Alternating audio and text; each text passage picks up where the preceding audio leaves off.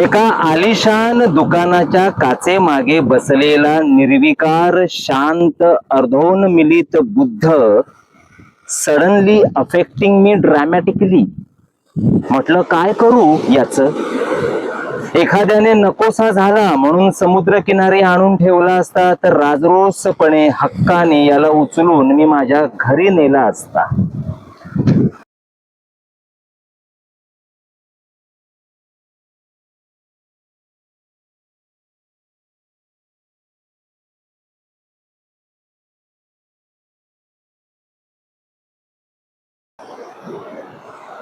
नमस्कार मित्रांनो, कसे आहात?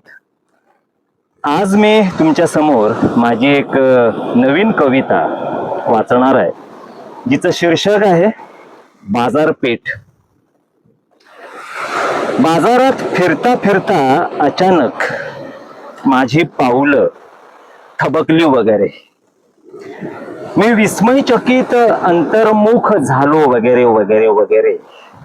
एका आलिशान दुकानाच्या काचेमागे बसलेला निर्विकार शांत अर्धोन्मिलित बुद्ध सडनली अफेक्टिंग मी ड्रॅमॅटिकली.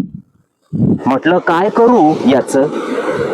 एखाद्याने नकोसा झाला म्हणून समुद्र किनारी आणून ठेवला असता तर राजरोसपणे हक्काने याला उचलून मी माझ्या घरी नेला असता. फुटपाथवर थबकलेला मी ऐपत नसतानाही त्या आलिशान दुकानाच्या काचेमागे बसवलेल्या निर्विकार बुद्धाच्या गळ्यात अडकवलेला टॅग जवळ जाऊन पाहिला आणि माझ्या पायाखालची जमीनच सरकली. राजमहाल सोडून जंगलाच्या दिशेने निघून गेलेल्या अमूल्य सिद्धार्थची बाजारपेठेने लावलेली किंमत पाहून मला भोवळ आली. मला आलेली भोवळ पाहून काचेमागचा निर्विकार बुद्धही आतून बाहेरून हादरला थोडासा. मी कसे बसे स्वतःला सावरले, तोही थोडस सावरून बसला आणि गालातल्या गालात माझ्याकडे बघून हसला. मी कसे बसे स्वतःला सावरले, तोही थोडस सावरून बसला आणि गालातल्या गालात माझ्याकडे बघून हसला. हो, आणि बुद्ध हसला. अणुबॉम्बच्या चाचणीनंतर हसला होता, अगदी तसाच. आलिशान दुकानाच्या काचेमागे गळ्यात स्वतःच्या किमतीचा टॅग अडकवून बसलेला बुद्ध त्या दिवशी माझ्याकडे बघूनही हसला. तर अशी कविता आहे.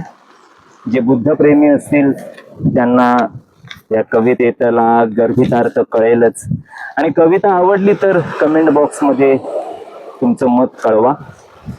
आणि काही नाही, नवीन व्हिडिओच्या निमित्ताने पुन्हा लवकरच भेटूया. तोपर्यंत tata, bye bye, sayonara, bye.